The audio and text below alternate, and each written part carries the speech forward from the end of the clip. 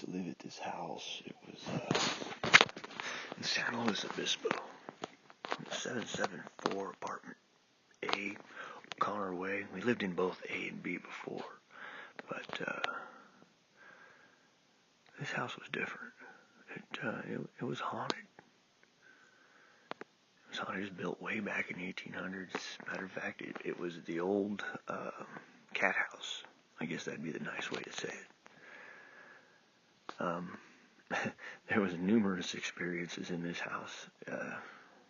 It was, I still like, I'd love to go visit this house. It's a great house. I haven't been to it since I was a kid. I was in 7th grade when I lived there.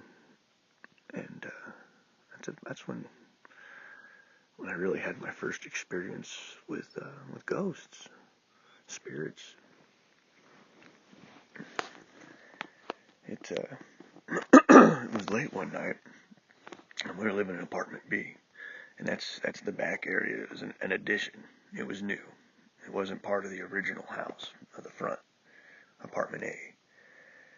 And we were in the back corner bedroom. There was a window that was, I don't know, 12 by 16 inches or 14 by 18 inches, something like that.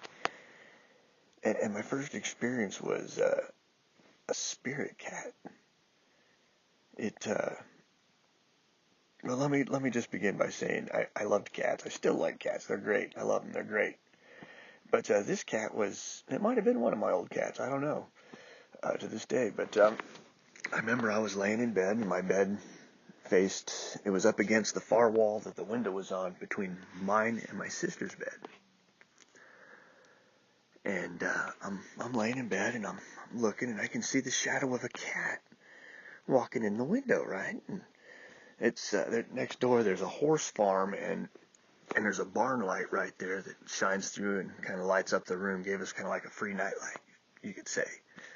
But you could see the cat walking, a shadow of a cat walking in the light. I look at the window, and I didn't see the cat. I thought, oh, maybe it jumped down. It just kind of darkened the room. And here, kitty, kitty, kitty. Here, kitty, kitty, kitty. You know, trying to call the cat. Thinking it's my cat, it's in the house. Cool. My parents would have got pissed, but I wouldn't have said nothing. And I keep calling the cat, here, kitty, kitty, kitty.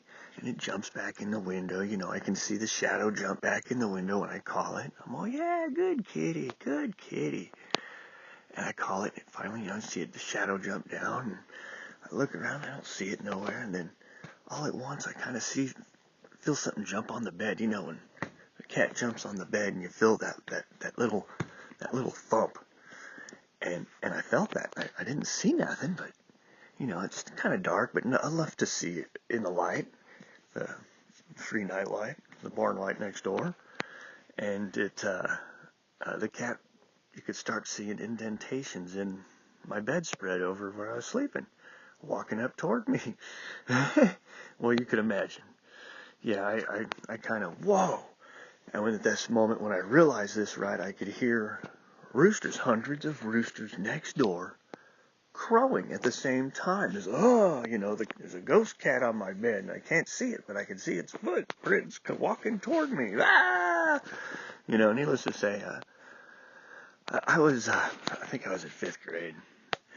That was my first experience with a ghost, and it was a cat ghost. Yeah, that place, it's haunted. It was very haunted. It was all right though. None of the ghosts were harmful or anything. They didn't try to hurt nobody. They were just having fun. What would you do? You know what I mean? Come on.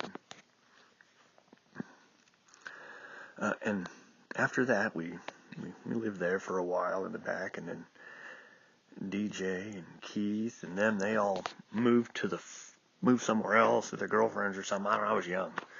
I didn't pay attention much, so. But when we moved up there, I had the back bedroom. It was kind of small.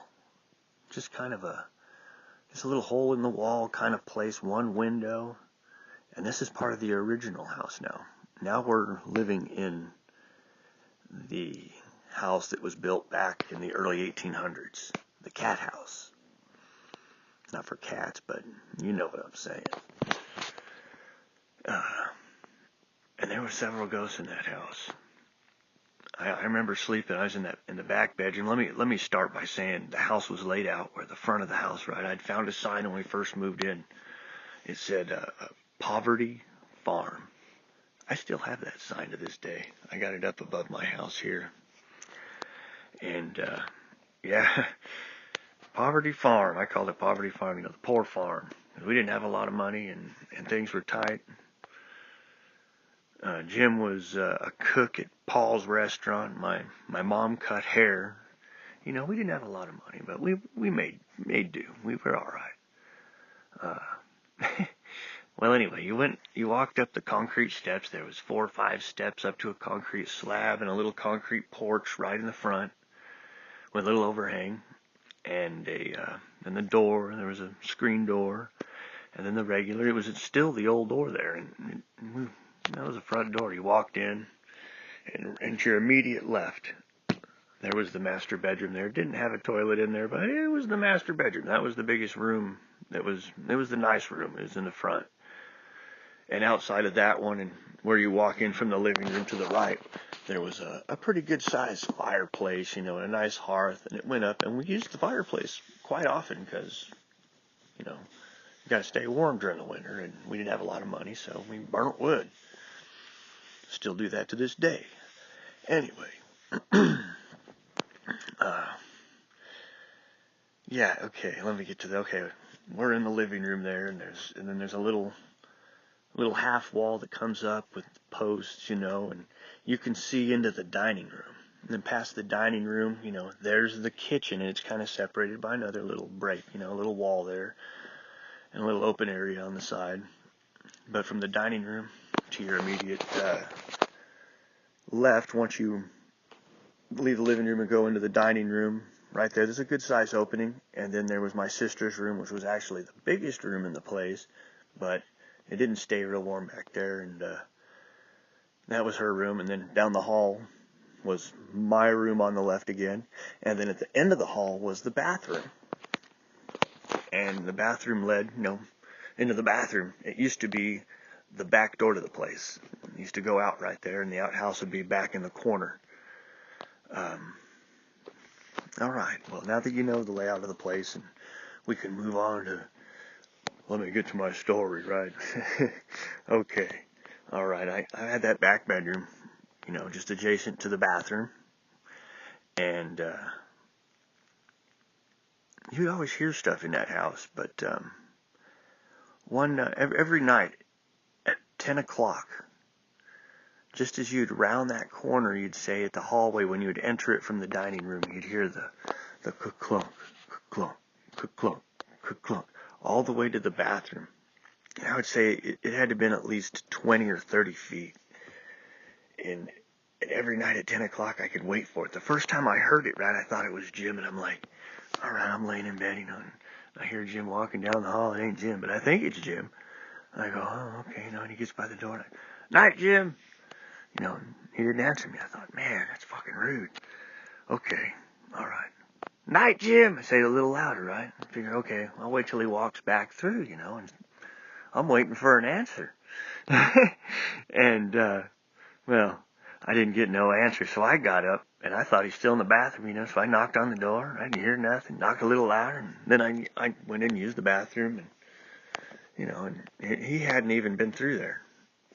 It was the first time I heard the ghost at 10 o'clock. So I decided I'm gonna see if I can see Jim walking down the hallway. Leave my door cracked. It swung out into the hallway, not into the room, out into the hallway. And my bed, when he walked into my room, my bed was on the right side against the wall, all the way in the corner. I had some shelves above my head. At the end of my bed, I had a little nightstand down there with a little old TV there, one of the UHF TVs, you know, with 119 channels, a little bap, bap, bap, bap thing, you know, and then you got the regular channels 1 through 12 or 20 or something, and a little, you know, rabbit ears on the top, some tin foil on them. And then I had some shelves next to it on the left in the corner, and the window was behind it.